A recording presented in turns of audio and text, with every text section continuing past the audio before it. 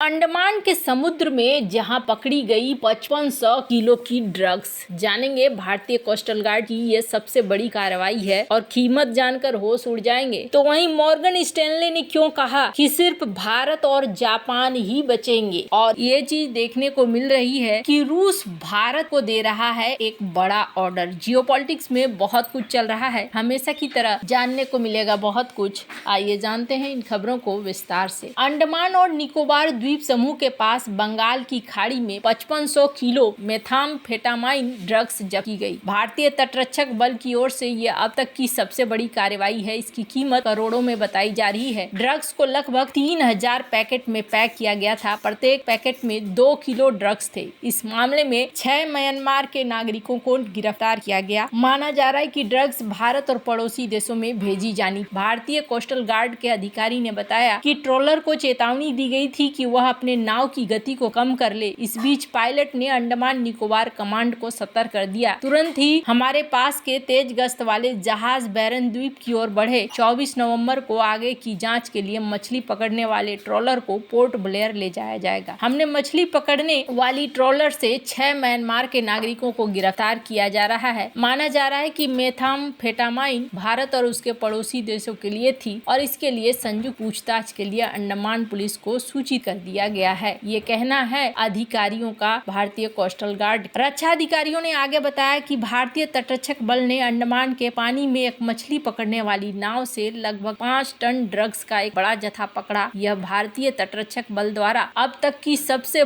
बड़ी ड्रग बरामदगी होने का संभावना है। अधिक जानकारी अभी तक नहीं आई है। इससे पहले 2019-2022 में इसी तरह के ड्रग्स विदेशी जहाजों से जब्त किए गए थे, जब उन्होंने भारतीय जल में प्रवेश करने की कोशिश की थी। ये घटना भारत की समुद्री सीमाओं की सुरक्षा के लिए आईसीजी की निरंतर सतर्कता को भी दिखलाती है। मेथाम्फेटामाइन मुख्य रूप से एक मनोरंजक और प्रदर्शन बढ़ाने वाली दवा के रूप में प्रयोग किया जाता है। इसका इस्तेमाल नशे के लिए किया जाता है। ये सेहत के लिए बहुत खतरनाक है। आईसीजी के इस कार्रवाई से एक बड़े ड्रग रैकेट का पर्दाफाश हुआ है। 10 दिन पहले 700 करोड़ की ड्रग्स पकड़ी गई। इंडियन कोस्ट गार्ड और गुजरात एटीएस ने 15 नवंबर को गुजरात के पोरबंदर तट से 500 किलो ड्रग्स जब्त की थी। उसकी कीमत 700 करोड़ रुपए से ज्यादा बताई गई थी। दिल्ली एनसीबी को इस ड्रग्स की जानकारी मिली थी। इसके बाद दिल्ली एनसीबी ने गुजरात एनसीबी, कोस्ट गार्ड और नेवी की मदद से एक बोट पकड़ी जिसमें ड्रग्स छिपाई गई थी। यह पहली बार नहीं है कि अंडमान निकोबार द्वीप समूह में भारतीय जल क्षेत्र में इस तरह की प्रतिबंधित ड्रग्स जब्त की गई हो। 2019-2022 में भी विदेशी जहाजों से इसी तरह के नशीले पदार्थ जब्त किए गए थे, जब वो भारतीय जल क्षेत्र में प्रवेश करने की कोशिश कर रहे थे। खैर, जहां एक तरफ ये सब कुछ चल रहा है, वहीं दूसरी तरफ मॉर्गन स्टैनले ने क्यों कहा है कि सिर्फ जापान और भारत ही बच जाएंगे। फिलहाल के लिए अगर बात करें तो यहाँ चाइना की स्थिति थोड़ी दयनीय होती हुई दिख रही है। जिस मैन्युफैक्चरिंग सेक्टर के लिए इन्होंने दांव लगाया था, वहाँ पर इनको 10% का नुकसान होता हुआ दिख रहा है। सिर्फ इतना ही नहीं, आने वाला समय भी टफ ही है, मुश्किल ही है। अमेरिका की नीतियों में बदलाव और चीन की अनिश्चित विकास दर के कारण 2025 में उभरती अर्थव्यवस्थाओं के लिए मुश्किल समय आने वाला है। जेपी मॉर्गन ने अपनी वार्षिक रिपोर्ट में ये बात कही है। रिपोर्ट में ये भी अनुमान लगाया गया है कि इमर्जिंग मार्केट बॉन्ड्स फंड से बड़ी मात्रा में पैसा निकाला जा सकता है। ये रिपोर्ट मंगलवार को जारी की गई। ये रिपोर्ट ऐसे समय में आई है जब अमेरिका और चीन के बीच व्यापार युद्ध छिड़ने की आशंका है। रिपोर्ट के मुताबिक 2025 में इमर्जिंग मार्केट्स की ग्रोथ दो बड़ी अर्थव्यवस्थाओं चीन और अमेरिका के बीच फंसी रहेगी। अमेरिका की नीतियों में बदलाव से ईएम पर नकारात्मक असर पड़ सकता है। जेपी मॉर्गन का मानना है कि 2025 में विकासशील देशों के विकास दर घटकर 3.4% होगी, जो इस साल 4.1% है। चीन को छोड़कर बाकी ईएम देशों की औसत विकास दर 3.4% से घटकर 3.0% रहने का अनुमान है। रिपोर्ट में भारत का अलग से जिक्र नहीं है, लेकिन बदली परिस्थितियों से भारत को ज्यादा नुकसान होने की संभावना नहीं है। अलबत्ता डोनाल्ड ट्रंप प्रशासन चीन और कई अन्य देशों के साथ टैरिफ की जंग से भारत को अलग रखेगा, इसके संकेत पहले ही मिलने लगे हैं। जेपी मॉर्गन की रिपोर्ट के मुताबिक सबसे ज्यादा असर ईएम फिक्स्ड इनकम मार्केट पर पड़ेगा। डोनाल्ड ट्रंप की वापसी, रिपब्लिकन कांग्रेस की नीतियों जैसे कि टैरिफ, भू राजनीतिक बदलाव, अमेरिका की घरेलू नीतियों से डॉलर मजबूत होगा, ब्याज दरें बढ़ेगी। इससे इमर्जिंग मार्केट के लिए चुनौतियां बढ़ेंगी।